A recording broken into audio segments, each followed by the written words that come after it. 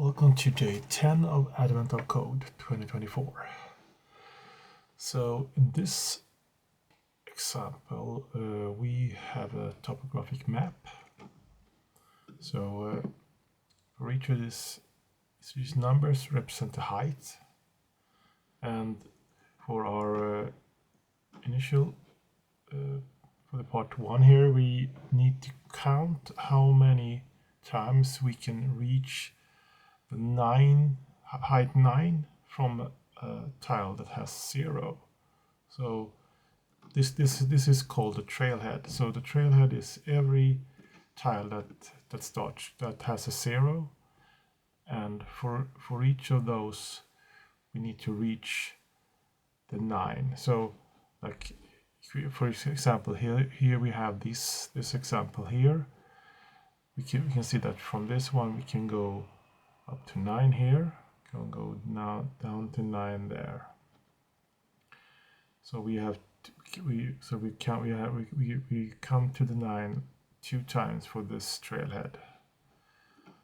So in this little bit larger example, there are 9 trailheads, or 9 tiles that start at 0, and the scores will be 5, 6, 5, 3, 1, 3, 5, 3, and 5, which will end up at 36. So let's see how that looks in the code. So this is basically a breadth first algorithm. So I begin with actually just some boilerplate things, because I wanted to have a kind of a list of int, list of int. So I just loop through that input, fill up my map, and also checking where we have a 0, and I also have my trailheads, which is a list of its row and column. So then I will just sum up counting this count trailhead score method. That is where we actually have this algorithm. So what we have is we have a scene set, which is the row and column of the where we have been, sort of. We have a queue. This is more of a if this had been a shortest path, we would have used a priority queue, but in this sense we can use a normal queue. So we have queue. So we start by queuing up our start position, which is the trailhead we're sending in. We have a score counter here, so we will loop until that queue is empty. So we just do a dequeue from the queue. We'll check every position just to verify here that you can walk only up, down, left, and right, so no diagonal steps.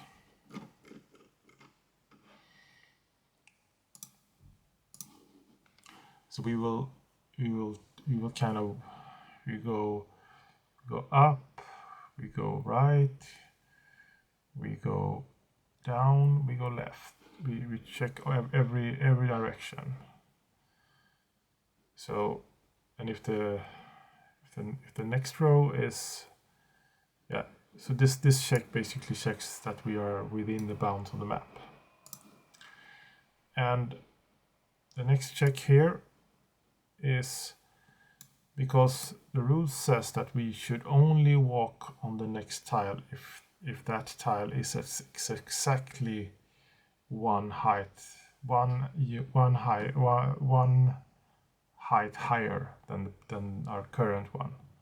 So if so what we check here that the next tile on the map that we are trying to step on is exactly +1 from the previous tile, so to speak. So if it's not, then it's not a viable path. And if we already have been on that path, we will also, it's also not a viable path. So if all these checks pass, then we add it to our scene set. We will also check if it is indeed we are in, if this tile is the 9 tile, then we add to our score, and otherwise we will just enqueue the next position, and then it will be repeated, and in the end we will return the score. So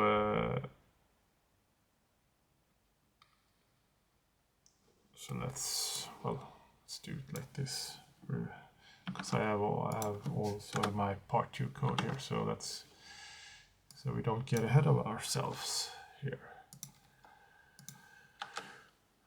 We'll stop here.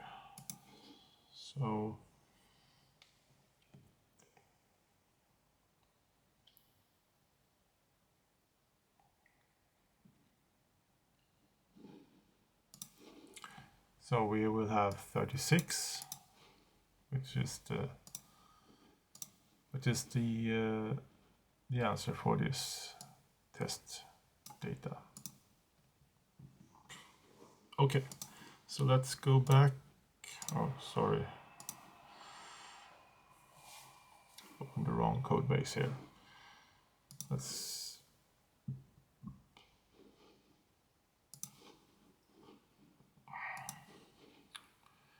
So let's check what part 2 holds for us. Well, in the part 2, actually, what we're going to do, it's a very subtle change actually from the part 1, because it's, instead of just counting the number of 9s that we can reach, we're counting the number of ways to reach to that 9. So there are very slight changes. So they call this, in here we call it the rating. So the trail rating. The rating will be how many ways you can reach a number 9 from a specific trail.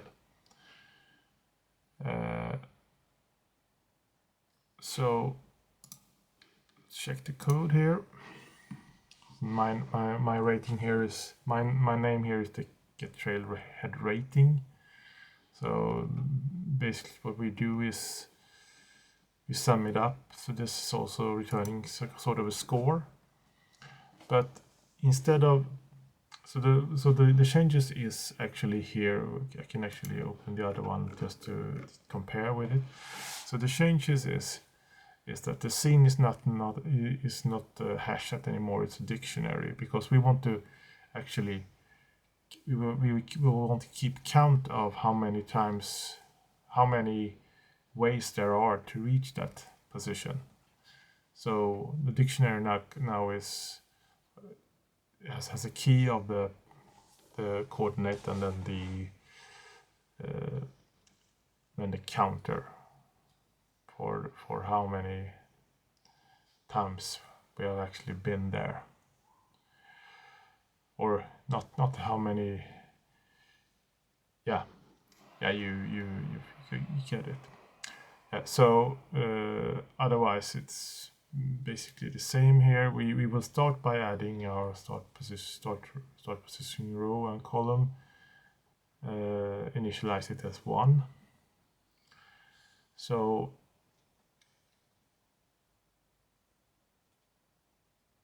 yeah, you can see my variable name here sucks actually. I meant to call it trail, it's not trials.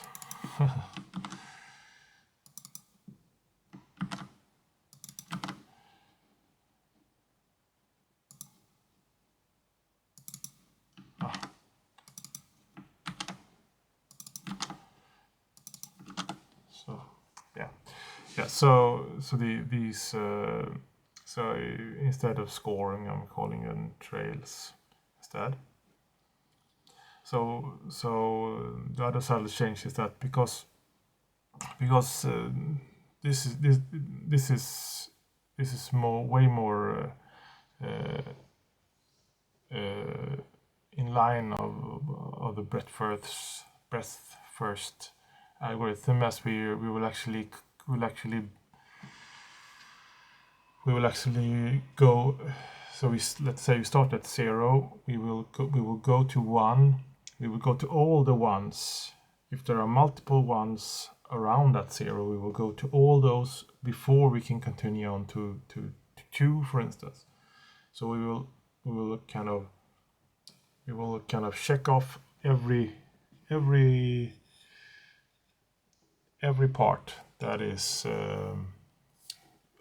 around it until we can kind of reach the end. So this is no change. We will still check if we are inbound to the map. We will still we still want to go to the next tile if it's that next tile must be +1. The changes here is here actually as well. So if the scene contains, like you see here, we say if the scene contains this, we'll just jump to the next. But if scene contains this, we want to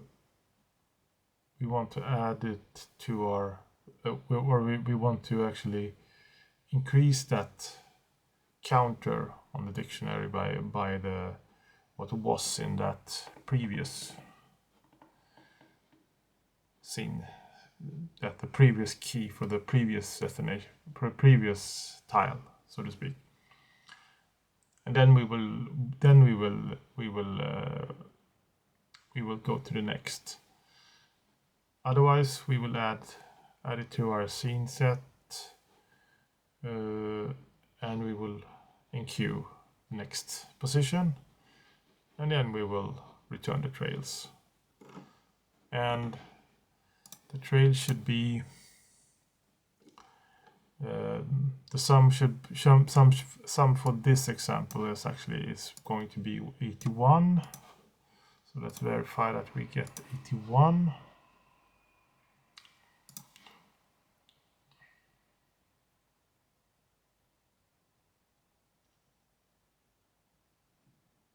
Or do I have some kind of breakpoint or?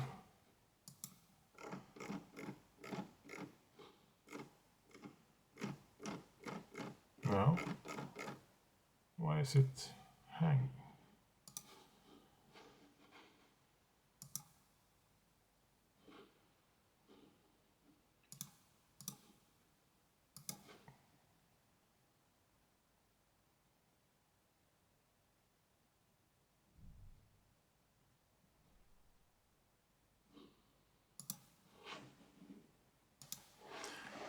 Yeah, so let's see here, because I had some issues with my computer right now.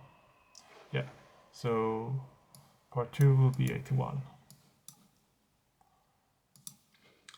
So this code will be available on my GitHub if you want to check it out. Otherwise, I think this was a very fun challenge, and I like these pathfinding problems. So let's see what day 11 holds for us. So bye bye.